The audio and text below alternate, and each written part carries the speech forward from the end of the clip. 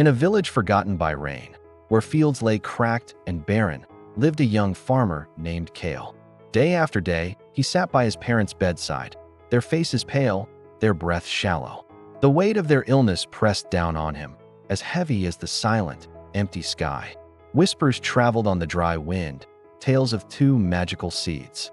One was the Sunstone, a seed said to grant an instant harvest, a miracle in a single night. The other was the Shadowseed, a quiet promise that demanded patience and a full season's care. For Kael, watching his family fade, the choice felt obvious. The whispers of the Sunstone were not just a story, they were his only hope.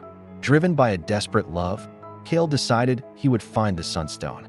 As he prepared to leave, a figure blocked his path. It was Elara, the village elder, her eyes holding the wisdom of 100 seasons. She saw the frantic energy in his movements, the reckless hope burning in his gaze.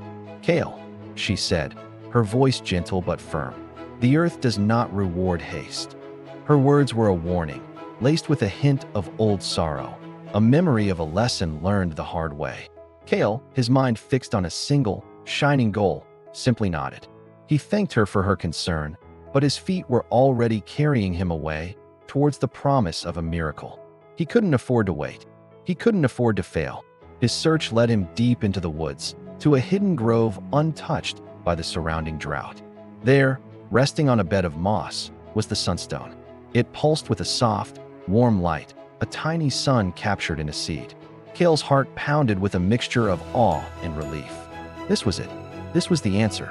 He rushed back to his family's parched field, his hands trembling as he dug a small hole in the dry earth. He placed the Sunstone inside, covering it gently.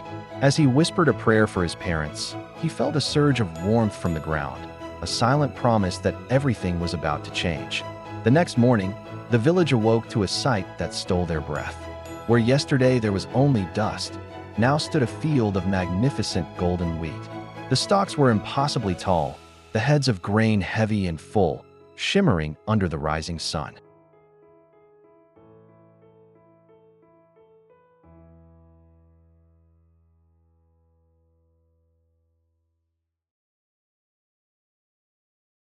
But as the day drew to a close and the sun dipped below the horizon, a chilling transformation began. The golden brilliance of the wheat started to fade.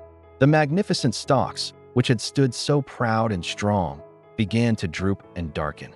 A collective gasp rippled through the village as the wheat withered before their very eyes, crumbling into black, lifeless dust that scattered on the evening breeze. The cheers died in their throats, replaced by a stunned, horrified silence. The field of miracles was now a field of ash. Kael stumbled forward, falling to his knees in the dust. The hope that had soared so high just hours before had turned to bitter despair. He had brought them a fleeting moment of joy, only to plunge them into an even deeper darkness. In that moment of total defeat, Kael's eyes were drawn to a single point of light across the village. It was a lantern, glowing warmly in Elara's small field. As his eyes adjusted, he saw it. Standing strong and vibrant against the twilight sky were rows of healthy, green shoots. While he had been chasing a miracle, Elara had been working. She had planted the Shadowseed. She hadn't expected an overnight wonder. Instead, she had tilled the soil, carried water from the distant, dwindling stream, and pulled weeds under the hot sun. She had patiently nurtured the seed through the long, difficult season, trusting in the slow, steady rhythm of the earth. Now, her harvest was real. It wasn't a dazzling spectacle, but it was strong, and it was true. In the days that followed, Kael watched as the village, his own family included, lined up at Elara's field. She shared her harvest freely, her quiet generosity feeding everyone. There was no grand celebration, only the gentle, communal act of sharing real food grown from patient labor. As Kael took his portion, he finally understood. He met Elara's gaze, and in her eyes, he saw not judgment, but compassion. He had learned the lesson she had tried to teach him. True provision, true strength, doesn't come from a fleeting, magical fix. It's built day by day, through steady work, patience, and a quiet faith in the process. It wasn't the spectacular flash of the Sunstone that saved them, but the enduring promise of the Shadowseed. Thank you so much for watching.